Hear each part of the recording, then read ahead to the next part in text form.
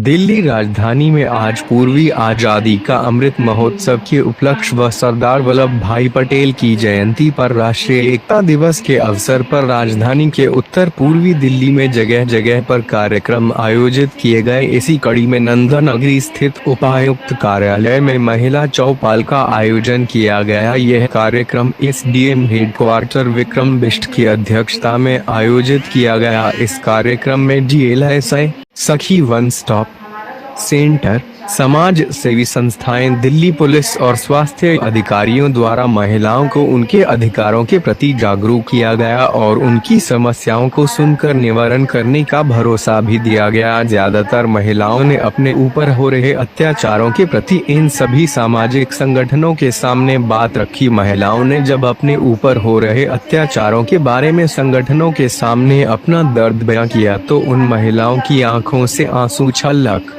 गए। जिला विधिक सेवा प्राधिकरण की कानूनी सलाहकार दीपिका ने इन महिलाओं पर हो रहे अत्याचारों के प्रति अपनी संवेदना जाहिर की और उन्हें हर संभव मदद देने का भरोसा दिया और उनके लिए कानूनी लड़ाई लड़ने के लिए भी महिलाओं को जागरूक किया। सुशील भारद्वाज की रिपोर्ट, दिल्ली।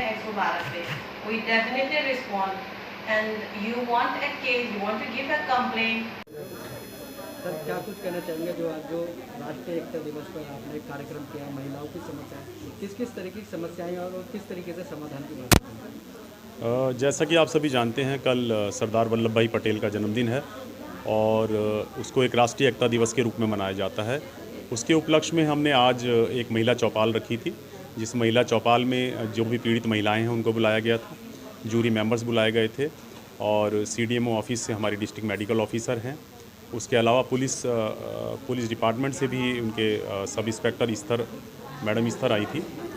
तो जितनी भी पीड़ित महिलाएं थीं उन्होंने अपनी समस्याएं रखी और हमारी डालसा से आई दीपिका मैडम हैं, मिस दीपिका हैं, उन्होंने उनकी समस्याओं का समाधान किया।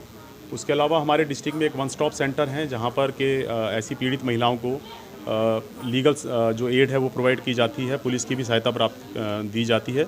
उसके अलावा जिन परिस्थितियों में किसी महिला के पास कहीं रहने की जगह नहीं होती तो कुछ दिन का उनका शेल्टर होम में उनको रहने की भी सुविधा प्रोवाइड की जाती है। तो इस तरह की कई सारी योजनाएं हैं, कई सारी जो लीगल जो एड भी हैं जो गवर्नमेंट द्वारा महिलाओं को प्रोवाइड की जाती हैं, उनके बारे में महिलाओं को जानकारी नहीं है। इस महिला चौपाल के द्वारा महिलाओं को वो जानकारी दी गई, उनको पता लगा कि उनके क्या अधिकार हैं, किस तरह से वो किस फॉरम पे जाके वो अपनी शिकायतें दर्ज करा सकती हैं या कानूनी मदद ले सकती हैं। जो भी उनकी डोमेस्टिक वायलेंस के अगर केस उनका बनता है तो वो कहाँ किसके पास अप्रोच कर सकती हैं। तो ये सारी आज डिस्कशन हुए और मैं चाहता हूँ कि इस तरह की जो महिला चौपाल है वो समय समय पर और जगह जगह पर लगे, पूरी दिल्ली में जहाँ जगह जगह पे अलग अलग जगह पे लगे, उन एरियो पे ही जाके लगे ताकि उन महिलाओं को उससे लाभ हो सके और वो आगे भी आएँ। क्योंकि ये भी एक समस्या रहती है कि समय जो होता है वो अगर उस क्षेत्र में जाके करें तो उनको नज़दीक होगा तो ज़्यादा अप्रोचेबल होगा उन लोगों के लिए।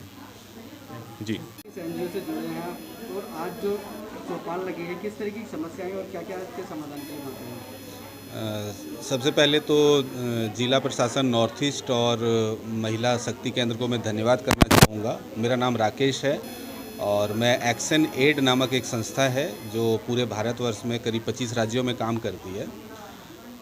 तो उसके प्रतिनिधि के तौर पे मैं आया था इस कार्यक्रम में शामिल होने के लिए और आज की जो समस्याएं महिलाओं ने बताई उसमें खास करके ज़्यादातर जो समस्याएं थी वो तो डोमेस्टिक वायलेंस से रिलेटेड थी और कैसे महिलाओं को सामना करना पड़ता है अपने घरों में, खास करके उनके जो इन लॉज हैं वो उनको नहीं रख सकते हैं घर पे, या कई विडो महिलाएं थीं जिन्होंने अपनी समस्याएं बताई कि कैसे उनको अपने बच्चे को पालने में भी परेशानी आ रही है, घर से निकाल दिया जा रहा है उनको। तो इस तरह के केसेस को लेकर आज की समस्याएं सुनी गई और जिसमें अलग अलग स्टेक होल्डर्स ने इसमें पार्टिसिपेट किया था, चाहे वो सोशल फील्ड के लोग हों, चाहे DLSS से हों, चाहे वन स्टॉप क्राइसिस सेंटर से हों, हेल्थ डिपार्टमेंट से हों और ADM सर खुद भी थे इस पूरे कार्यक्रम में शामिल और सबकी समस्याओं को सुना गया और सबको एक मशवरा भी दिया गया कि कानूनी रूप से कहाँ कहाँ उनके लिए किस किस तरह की सुविधाएं उपलब्ध हैं जिसका वो इस्तेमाल करके अपने अधिकारों को प्राप्त करने के लिए काम कर सकते राकेश हैं। जी, बात करें क्या एनजीओ के माध्यम से जिस तरीके से आज चौपाल लगाई गई है, क्या अलग अलग क्षेत्रों में जाके आपकी एनजीओ इस तरह की चौपाल लगा के जो समस्याएं हैं उनको सुनेगी और अवगत होगी? जी ज़रूर।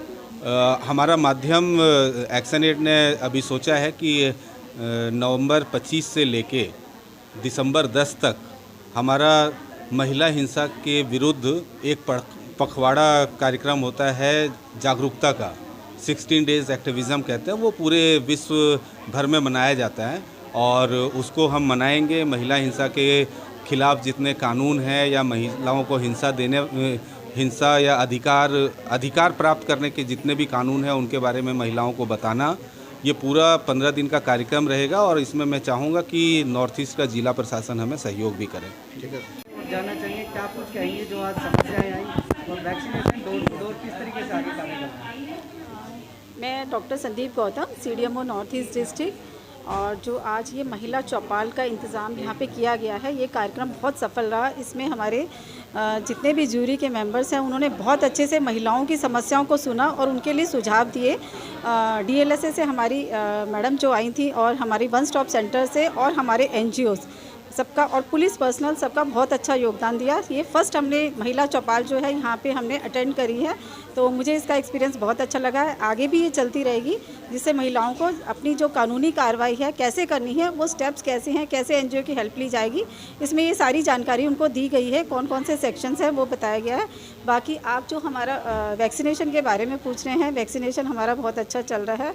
भले ही नॉर्थ ईस्ट पीछे है लेकिन प्रयास हमारे पूरे चल रहे हैं। आज भी हमने जो वेंडर्स हैं उनके लिए चांद पार्क में एक कैंप मोबाइल वैन ऑर्गेनाइज़ किया है जहाँ पे उनका वैक्सीनेशन किया जाएगा।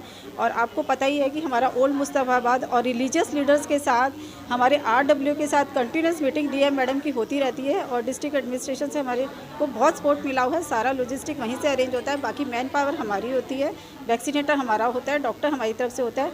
हम पूरी प्रयास करें कि हमारा जो हमारा 3 लाख का जो हमारा कवरेज अधूरा रहता है वो हमारा फर्स्ट डोज का जल्दी से जल्दी 30 नवंबर तक ये हमारा पूरा हो जाए।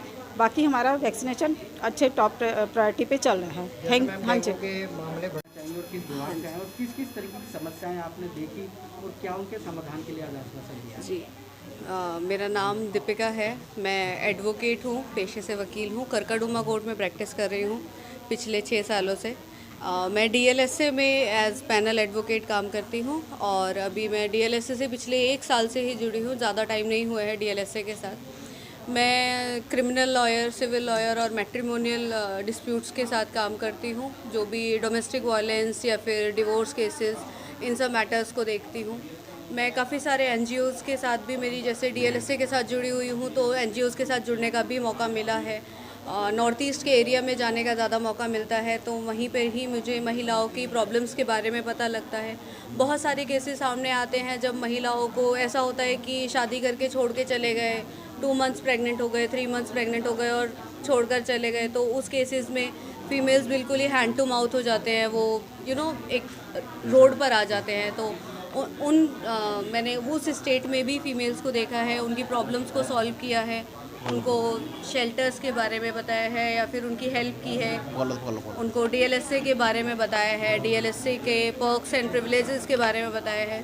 डीएलएसए बेसिकली वर्क करता है, फ्री लीगल एड प्रोवाइड करता है, काउंसलिंग्स देता है, लीगल अवेयरनेस प्रोग्राम्स करता है और भी काफ़ी सारे प्रोग्राम्स होते हैं। और डीएलएसए बहुत ही वास्ट स्कोप है, लोक अदालत भी लगते हैं डीएलएसए के, और भी बहुत सारे प्रोग्राम्स होते हैं, लीगल अवेयरनेस प्रोग्राम्स होते हैं बेसिकली। हेल्पलाइन की बात करें तो क्या आपने हेल्पलाइन नंबर बताया, वो किस तरीके से आपसे जुड़ सकते हैं? जी, हेल्पलाइन नंबर मैंने बेसिकली अलग अलग है एंड देखा जाए तो हम लोग क्या कहते हैं, डीएलएसए हर कोर्ट में एक ऑफिस है, फ्रंट ऑफिस है, वहाँ पर 10 to 5 एक एडवोकेट्स डेप्यूट होते हैं ऑन डेली बेसिस एंड हम लोग की ड्यूटीज़ लगती हैं वहाँ पर। एंड 10 to 5 हर कोर्ट में एडवोकेट अवेलेबल होते हैं एंड वहाँ पर हम जब भी जाएंगे तो कोई भी अगर जाएगा बेनिफिशियरी तो उसको एडवोकेट वहाँ पर मिल जाएंगे एंड फ्री एडवाइस उनको मिलेगी।